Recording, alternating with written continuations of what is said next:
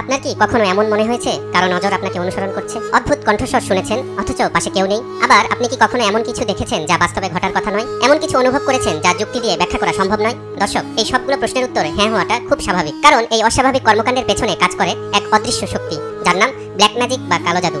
আজকের আলোচনা সেই অদৃশ্য শক্তির রহস্য উন্মোচন করে প্রকাশ করবে এক ভয়ঙ্কর সত্য। জানাবে এটি কি বাস্তব নাকি কেবলই কুসংস্কার, ইসলাম কি বলে, আর আধুনিক বিজ্ঞান কি ব্যাখ্যা দেয়। যাপিত জীবনের দৃষ্টিকোণ থেকে এটি আপনার বিশ্বাস, চিন্তা ও বাস্তবতাকে চ্যালেঞ্জ করবে। ব্ল্যাক ম্যাজিক কোনো গল্প নয়, এটি বাস্তব। কোরআন হাদিসে স্পষ্টভাবে এর উল্লেখ রয়েছে। আল্লাহ বলেন, ওয়াত্তাবাউ মা তাতলু শায়াতিনু আলা মুলকি সুলাইমান ওয়া মা কাফারা সুলাইমান ওয়ালাকিন্না আশ-শায়াতিন কাফারু ইউআল্লিমুনা আন-নাসা আস-সিহর ওয়া মা উনজিলা আলাল মালাকাইনি বিবাবিলা হারুত ওয়া মারুত ওয়া মা ইউআল্লিমানি মিন আহাদিন হাত্তা ইয়াকুলা ইন্নামা নাহনু ফিতনাতুন ফালা তাকফুর। তারা ওই শাস্ত্রের অনুসরণ করলো যা সুলাইমানের রাজত্বকালে শয়তানরা আবৃত্তি করত। সুলাইমান কুফরি করেনি, বরং শয়তানরাই কুফর করেছিল। তারা বাবেল শহরে হারুত ও মারুত দুই ফেরেশতার প্রতি যা অবতীর্ণ হয়েছিল সেই জাদুবিদ্যা মানুষকে শিক্ষা দিত। তবে তারা উভয়ই এই কথা না বলে কাউকে শিক্ষা দিত না, আমরা পরীক্ষার জন্য, কাজেই তুমি কাফের হয়ো না। এই আয়াতে স্পষ্টভাবে বলা হয়েছে কালো জাদু বাস্তব, যা হযরত সুলাইমান আলাইহিস সালামের যুগে কিছু মানুষকে দুই ফেরেশতা শিখিয়েছিলেন পরীক্ষা করার জন্য। এমনকি রাসূলুল্লাহ সাল্লাল্লাহু আলাইহি ওয়াসাল্লাম নিজেও কালো জাদুর শিকার হয়েছিলেন। লাবিদ বিন আসাম নামের এক জাদুকর নরক খেজুর গাছের খোসার ভেতরে নবীজির চিরুনির এক টুকরা ও আঁচড়ানো চুল ঢুকিয়ে দিয়ে জারওয়ান নামক কূপের ভিতরে পাথর চাপা দিয়ে রাখে। আয়েশা রাদিয়াল্লাহু তাআলা আনহা বলেন, লাবিদ বিন আসাম ছিল ইহুদিদের মিত্র বনু জুরাইকের এক ব্যক্তি। অপর বর্ণনায় এসেছে, রাসূলুল্লাহ সাল্লাল্লাহু আলাইহি ওয়াসাল্লাম যখন কূপের ভেতর থেকে জাদুর উপকরণগুলো বের করলেন, তখন তার ভেতর একটি সুতা পাওয়া গেল যাতে 11টি গিট ছিল। জিবরাইল আলাইহিস সালাম সূরা নাস ও ফালাকের এক একটি আয়াত পড়ছিলেন আর এক একটি গিট খুলে যাচ্ছিল। সবগুলো গিট খুলে যাওয়ার পর রাসূলুল্লাহ সাল্লাল্লাহু আলাইহি ওয়াসাল্লাম সুস্থ বোধ করতে শুরু করেন। হাদিস গবেষকরা বলেন, নবী করিম সাল্লাল্লাহু আলাইহি ওয়াসাল্লামকে যে জাদু করা হয়েছিল তার প্রভাব ছিল শারীরিক। আল্লাহ তার অন্তরকে জাদুর প্রভাব মুক্ত রেখেছিলেন। জাদুগ্রস্ত থাকাকালীন শারীরিক দুর্বলতার কারণে কখনো কখনো তার খেয়াল ছুটে যেত। ব্যাবিলন শহরে হারুত মারুতের ওই ঘটনা ছাড়াও কালো জাদুর ইতিহাস সম্পর্কে যা জানা যায়, প্রাচীন মিশরে ফেরাউনের জাদুকররা মুসা আলাইহিস সালামের সঙ্গে প্রতিযোগিতা করেছিল। গ্রিক সভ্যতায় জাদুবিদ্যার মাধ্যমে জ্যোতিষশাস্ত্র ও গণনার প্রচলন শুরু হয়। মধ্যযুগে ইউরোপে উইচ হান্টিং বা জাদুকরদের দমনাভিযানের সূত্রপাত ঘটে এবং বর্তমান যুগে অনেক গোপন কাল্ট সংগঠন ও ব্যক্তি এখনো গোপনে জাদুবিদ্যা চর্চা করে চলেছে।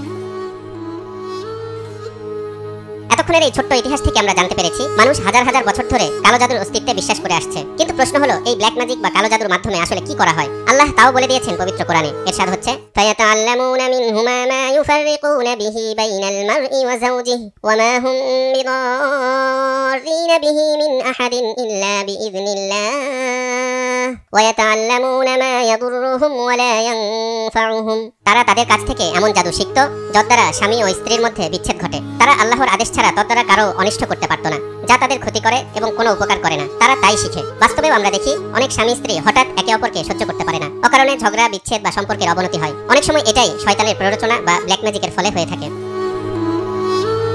কালো জাদুর মাধ্যমে পারিবারিক ভাঙ্গন ও ধ্বংস ছাড়াও বাস্তব জীবনে এর বেশ কিছু কুফল রয়েছে, যেমন ব্ল্যাক ম্যাজিকের কারণে মৃত্যু ও পাগল হয়ে যাওয়া। অনেক সময় দেখা যায় কেউ হঠাৎ অসুস্থ হয়ে পড়েছে, ডাক্তাররা চিকিৎসা করেও কিছু করতে পারছে না। কিছুদিন পর সে মানসিক ভারসাম্য হারিয়ে ফেলে এবং একদিন রহস্যজনকভাবে মারা যায়। হঠাৎ অদ্ভুত রোগ, ডাক্তাররা যার কোনো ব্যাখ্যা দিতে পারে না। অনেকে বলেন শরীর ধীরে ধীরে দুর্বল হয়ে যাচ্ছে, অথচ ডাক্তাররা কিছুই খুঁজে পাচ্ছেন না। এছাড়াও ঘুমের মধ্যে প্রচন্ড চাপ অনুভব করেন, শরীরে জ্বালাপোড়া, চোখ অহেতুক লাল হয়ে যায়, অকারণে কান্না চলে আসে, কিংবা শরীরে অদ্ভুত দাগ বা ক্ষত সৃষ্টি হয়। অথবা রাতে এমন দুঃস্বপ্ন দেখেন যেখানে কালো ছায়া বা অজানা শক্তির উপস্থিতি টের পান, কিংবা মাথায় চরম যন্ত্রণা অনুভব করেন ইত্যাদি। ব্ল্যাক ম্যাজিকের মাধ্যমে সম্পদ ও ভাগ্য ধ্বংস করা, ব্যবসা বা কাজ হঠাৎ নষ্ট হয়ে যাওয়া। অনেকে বলেন হুট করেই তাদের ব্যবসায় লোকসান শুরু হলো, কোনো কারণ ছাড়াই তাদের কাজে বাধা আসছে। ব্ল্যাক ম্যাজিকের মাধ্যমে হিংসুক মানুষ কারো রিজিক বন্ধ করার চেষ্টা করতে পারে।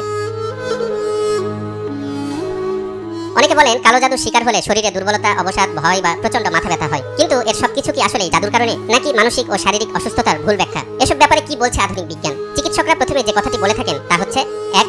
হ্যালুসিনেশন বা ভ্রম।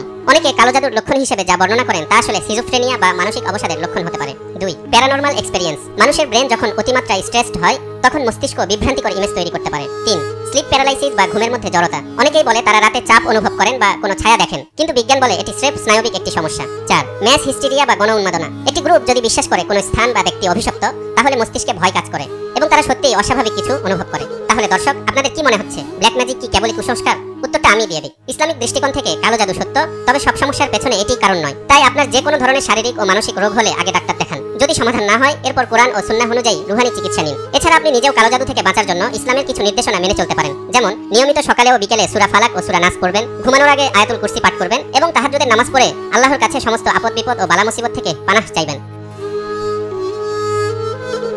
যারা কালো জাদু করে তাদের জন্য ভয়ঙ্কর শাস্তির কথা উল্লেখ রয়েছে পবিত্র কোরআনে। এরশাদ হচ্ছে, ওয়ালাকাদ আলিমু লামান ইশতারাহু মা লাহু ফিল আখিরাতি মিন খালাক ওয়ালা বি'সা মা শারাউ বিহি আনফুসাহুম লাউ কানু ইয়ালামুন। তারা ভালোভাবেই জানে যদি কেউ জাদু অবলম্বন করে তার জন্য পরকালে কোনো অংশ নেই। যার বিনিময়ে তারা নিজেদেরকে বিক্রি করেছে তা খুবই মন্দ কাজ, যদি তারা জানতো। এছাড়াও রাসূলুল্লাহ সাল্লাল্লাহু আলাইহি ওয়াসাল্লাম বলেছেন, যে ব্যক্তি জাদু করে বা করায় সে মুশরিক হয়ে যায়। জাদুটোনা কবিরা গুনাহ। শয়তানের মূল উদ্দেশ্য হলো মানুষকে সত্য ও ন্যায়ের পথ থেকে দূরে সরিয়ে নেওয়া। শয়তান এই উদ্দেশ্য বাস্তবায়নে জাদুকে হাতিয়ার হিসেবে গ্রহণ করেছে। সে কারণেই কুরআন সুন্নাহয় জাদুকে কুফরি ও ধ্বংসকারী কাজ হিসেবে বর্ণনা করা হয়েছে। একই সাথে ব্ল্যাক ম্যাজিক যদিও ভয়ঙ্কর, কিন্তু আল্লাহর শক্তির সামনে কিছুই নয়, কারণ আল্লাহ ছাড়া কেউ কারো ক্ষতি করতে পারে না। কাজে যদি কখনো মনে হয় আপনি কালো জাদুর শিকার, তাহলে অতিরিক্ত ভয় না পেয়ে বাস্তব কারণ খুঁজে দেখুন এবং আল্লাহর উপর ভরসা রেখে ইসলামের নির্দেশনা অনুসরণ করুন। তালহা ইবনে রেজা, নিউজ 24।